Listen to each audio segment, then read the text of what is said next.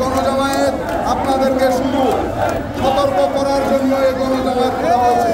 আপনারা যদি অতি দ্রুত তার শপথ কার্যকর না করেন, শপথ অনুষ্ঠান কার্যকর আমরা আশা করি গণতার রায়কে আদালতের রায়কে